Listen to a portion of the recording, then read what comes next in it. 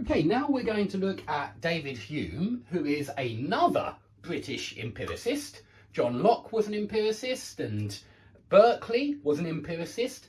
But I want you to compare Locke and Berkeley, because although they both agree that nothing is ever present to the mind but perceptions, they seem to both agree about this, which is certainly something that's associated with Berkeley, the idea that all of our knowledge, it comes from the senses, and that's why they're called empiricists. Yeah, both Locke and Berkeley and Hume.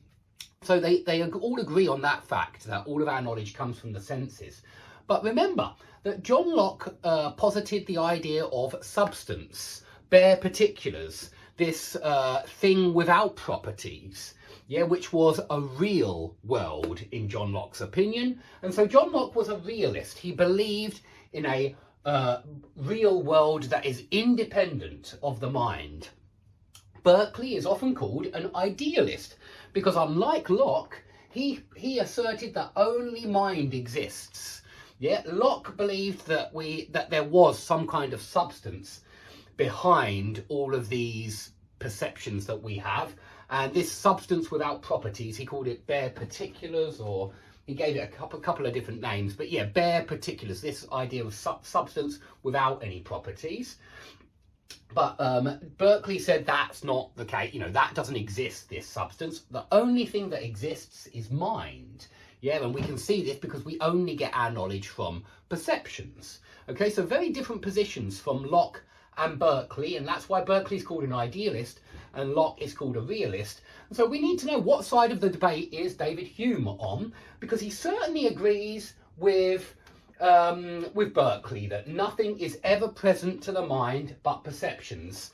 Okay, he certainly agrees with that. And you can see it here in this next quote. Perhaps we'll come on to that in a second, actually, because I wanted to look at what Newton said first. Because I think if we look at what Newton said, we can start to understand Hume's position a little bit better. But it does seem to me that he disagreed with Locke, that there is something without properties, that there's this substance behind everything that doesn't have properties.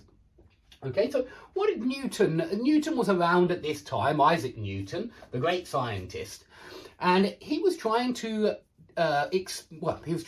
describe nature, yeah, the laws of nature, and he discovered a very important law of nature involving gravity, yes, and he mathematically described the processes of gravity, yeah, with incredible precision for this period, certainly.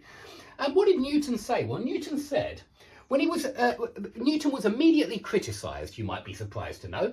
Now, why was he criticised? Because his explanation of gravity did not include a mechanism. Yeah, gravity works almost like magic when you look at Newton's laws. Yeah, and what do I mean by that? Well, what I mean is you can't see anything pulling object A to object B. You can't see anything pulling me down to the earth. There is no mechanism for gravity. Yeah, that Newton described anyway. Newton does not describe a mechanism. And for that, he was certainly criticised. What did he reply? Well, have a look at this, because I think it's quite an interesting reply, and I think we can say something very similar about David Hume. So that gravity should be innate, inherent, and essential to matter, so that one body may act upon another at a distance through a vacuum without the mediation of anything else, is to me so great an absurdity. Gravity must be caused by an agent, whether material or immaterial. I have left to the consideration